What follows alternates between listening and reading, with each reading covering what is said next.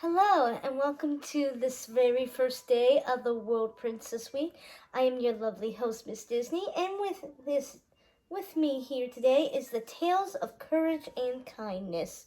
And as I said in my previous video, we are going to be reading a couple of princess stories at a time and learn what it means about courage and kindness. Now, at the end of each reading, I am going to be asking you a question.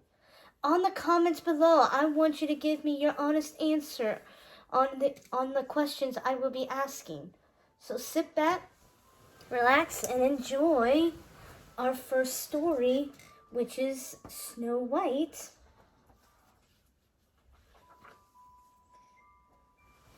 She's been called the fairest one of all, but Snow White is best known for her kindness to all living things, her loving nature, and her sweet voice. Very optimistic, she makes the best of any situation. Even though she must leave the castle to flee her wicked stepmother, she makes a happy home with her new dwarf friends. And when she's most afraid, she knows that a smile and a song will make everything better. So our Snow White story is called After the Storm, written by Aaron Falligant and illustrated by Nathana Erica. Here's a picture. Blink, blink, blink.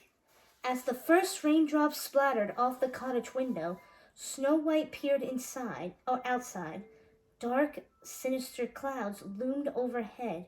The 7 dwarfs were late coming home from work at the diamond mine. Would they get caught in the storm? Snow White pulled her cape over her head and hurried outside. She searched the shadowy woods beneath the dark sky. She called out the dwarfs' names one by one, hoping to hear their reply. Finally, she heard the whistles of a familiar song in the distance. The dwarfs were coming. "Thank goodness!" Snow White cried, just as the clouds burst overhead. Rain pelted down, soaking her cape and splashing into the stream beneath the wooden bridge. Snow White tightened her hood. "Oh, please hurry," she called toward the dwarfs. High above her, the wind moaned and tree branches groaned. At last, Snow White saw a lantern bobbing through the trees. Doc led the way, with the other 6 dwarfs marching close behind. They sloshed along the muddy trail, the handles of their pickaxes bobbing on their shoulders. "Quickly now," Snow White called to them over from the bridge. "Come on inside." But just as the dwarfs were crossing the bridge, crack! Lightning lit up the sky. Boom! Thunder roared. Creak! A tree began to fall toward the dwarf's cottage. Crash! The thatched roof of the cottage split in 2. Snow White gasped. When she had escaped from her evil stepmother into the forest, the dwarf's cottage had become her new home. "I knew it!" cried Grumpy. "I've been warning you all for years that one of those old trees were going to come down." Doc wiped the raindrops from his glasses and looked again at the cottage. "Oh, dear," he said. Oh dear, what now?" As another bolt of lightning streaked across the sky, Snow White found her voice. "Now we go inside," she said firmly. "We can't be out here during the storm." But what about the tree?" whispered Bashful. He twisted his beard side to side. "Everything will be all right," said Snow White. "We'll find a cozy corner where we can stay warm and dry. We'll be safe." But as she led the dwarfs to the cottage door, her stomach fluttered. What would they find inside? The front door creaked open, and a frightened bluebird flew out. "Oh, poor thing," said Snow White. "Was your home destroyed in the storm?" The bluebird whistled frantically before disappearing into the darkness. "It appears our home was destroyed too," said Happy, whose jolly smile had been replaced by a frown. He pointed toward the kitchen, where the tree rested across a broken kitchen table. Broken chairs, and a broken hutch. Pots and pans were scattered across the floor among rain puddles.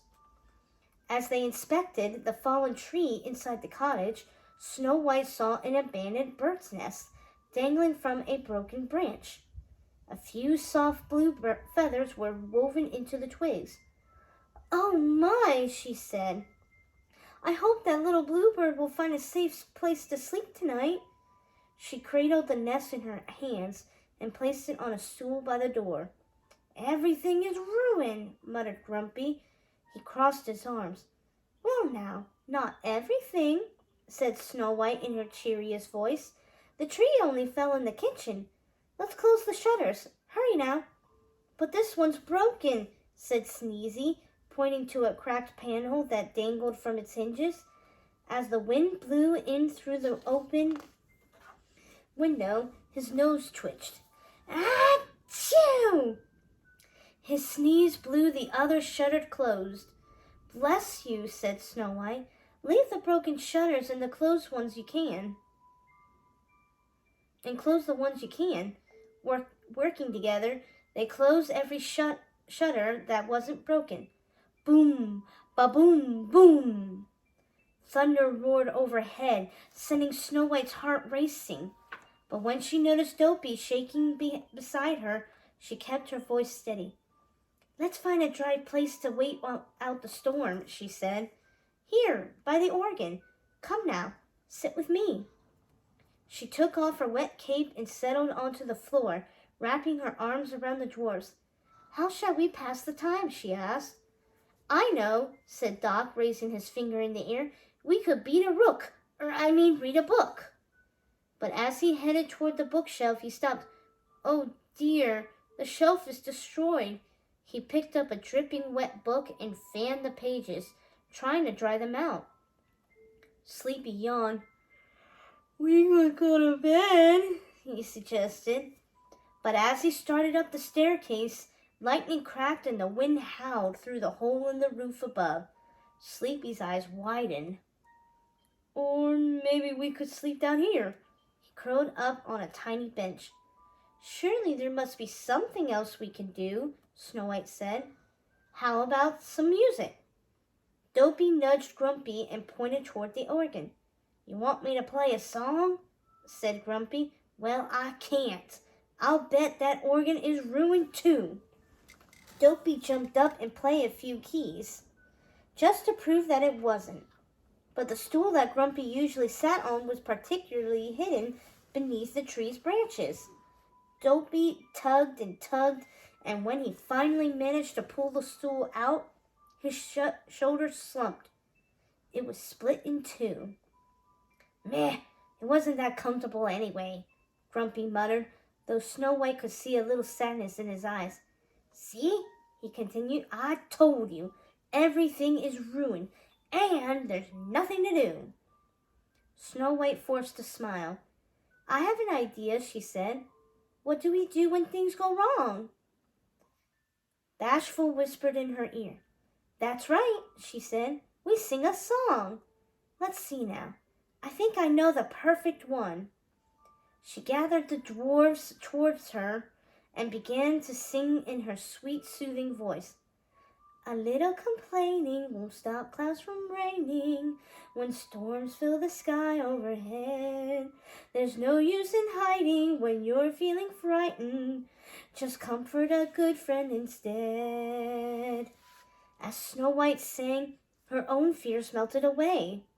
Eventually, the howling wind died down. The rain slowed to a bitter patter, and Sleepy's soft snoring filled the cozy corner.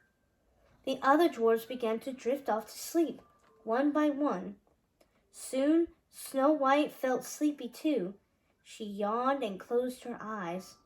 When she awoke, sunlight streamed down through the hole in the roof. "Good morning," Snow White said as the dwarf stretched around her. "What time is it?" Sleepy asked, rubbing his eyes. Just then, the cuckoo clock struck 7. The wooden squirrel rang its bell, and the wooden frog emerged from the doors of the clock, ready to croak 7 times. but only the tiniest peep came out. The clock was broken too. Dopey hopped up to slide a finger down a long crack that ran through the center of the clock. His hat slipped down over his eyes. "Even the frog has lost its croak," Grumpy huffed. "What did I tell you? Ruin. All of it. And what will we do about that?" He wagged his finger at the tree that had taken over their cottage. Snow White sighed. "We'll have to make the best of it," she said. "I know. I'll bet we could use the wood from that tree to repair the roof and build new furniture." "Why, yes," said Happy, his cheeks aglow, "starting with a new kitchen table, a wider one that could hold more breakfast dishes." He smiled at the thought and his stomach rumbled. Sleepy stretched, still trying to get comfortable on the tiny bench. "Or we could build a longer bench," he said with a yawn. "Nonsense," said Grumpy. "We should make everything exactly the way it was before." Except the bookshelf," said Doc, staring at the books on the floor. "We should build that taller to hold more books." "We should make the shutters thicker to keep the dust out," Sneezy said. As he opened the shutters to let in the morning light, his nose twitched. "Achoo!" Grumpy held up his hands to avoid the blast. "No, no, no," he said, stomping his foot. "There's not enough wood. Like I said, we should make everything exactly the way it was before." "There now," said Snow White. "We needn't argue. There's plenty of wood for all of your wishes." She eyed the tree's thick trunk and its knotted branches.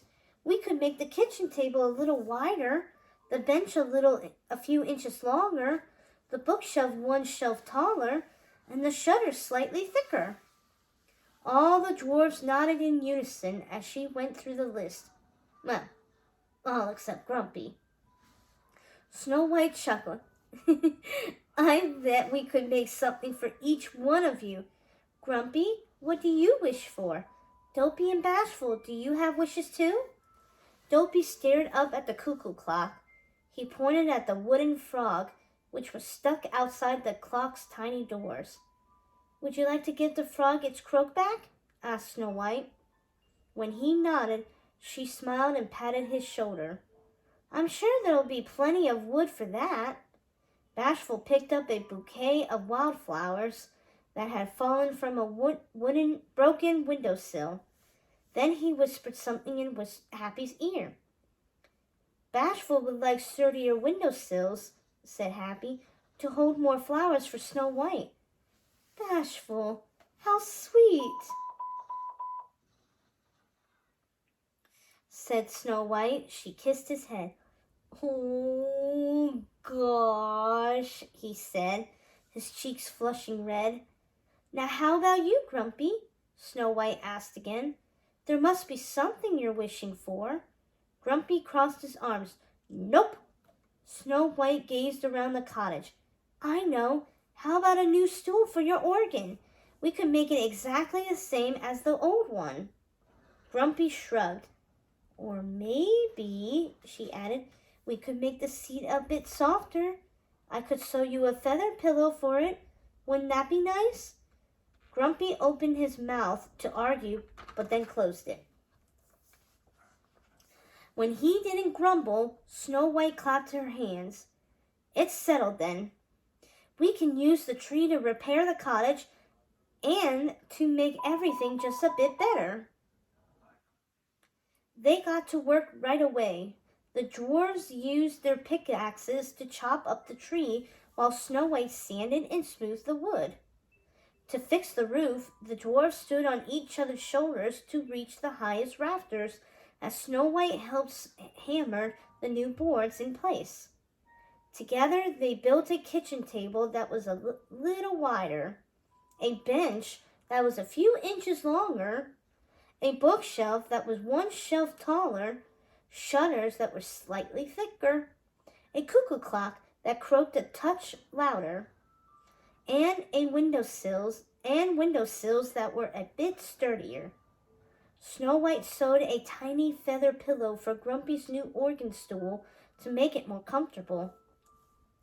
As she placed it on the seat, Grumpy's mouth twitched into an almost smile.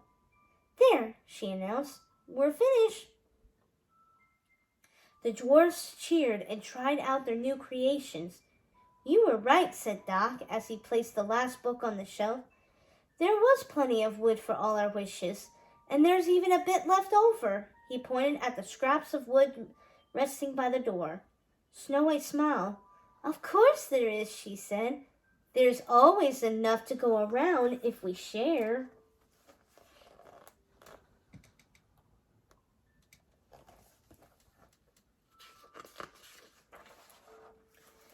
"The cottage looks better than ever, with special things for each one of you. Except for you," Bashful said out loud. He clapped his hand over his mouth, as if frightened by the sound of his own voice. "Oh dear," said Doc. Bashful is right.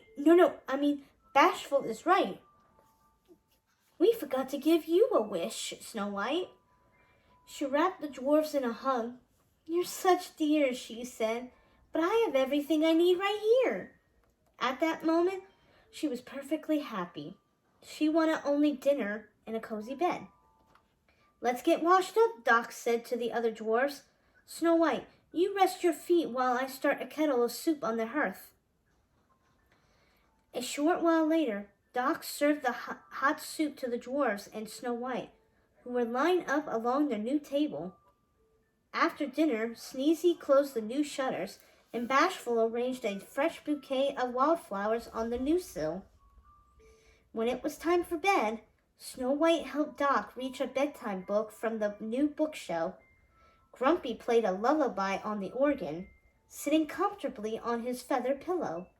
Sleepy stretched out along the new bench and drifted off to sleep. And when the new cuckoo clock struck 9, Dopey smiled up at the croaking frog. He crouched low and happily hopped across the floor like a frog until he crashed into Grumpy. "All right now," said Snow White with a laugh. "Off to bed with you."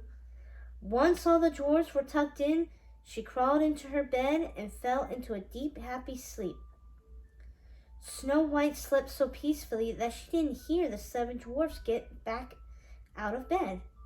She didn't hear them tiptoe downstairs and gather the last bit of wood from the fallen tree.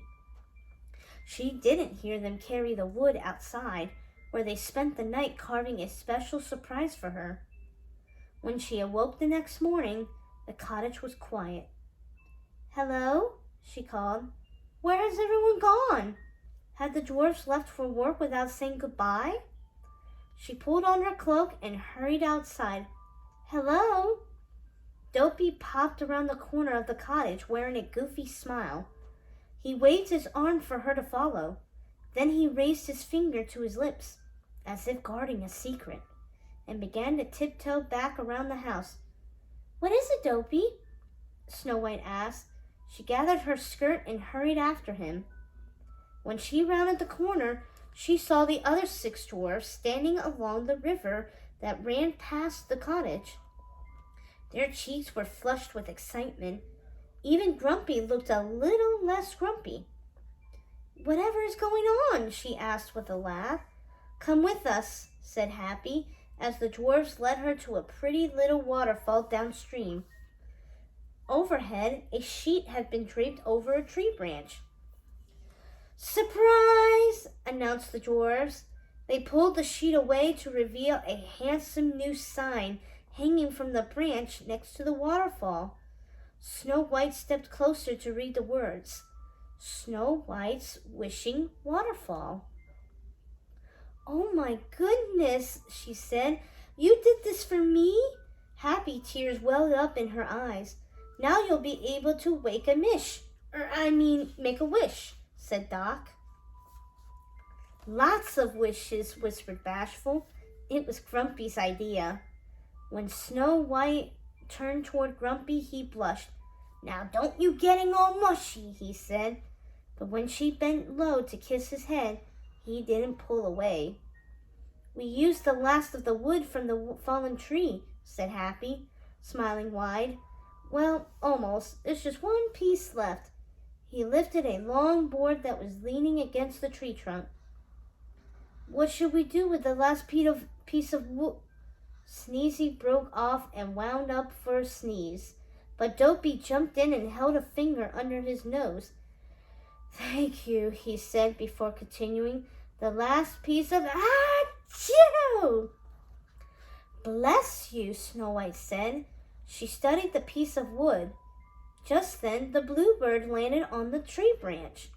Snow White gasped. I'll be right back, she called as she ran toward the cottage. Moments later, Snow White returned holding the little nest. We'll build a birdhouse for the bluebird's nest, she announced. The dwarfs nodded in agreement. Once the birdhouse was hung from the branch, and the bluebird and his nest were nuzzled cozily inside, Dopey tugged on Snow White's skirt. He pointed toward the sign. What is it, Dopey? She asked. Oh, do you want me to make a wish? Dopey nodded, so hard he nearly fell over. Well, all right. Let's see now. Snow White stepped toward the waterfall, picked up a smooth pebble, and closed her eyes.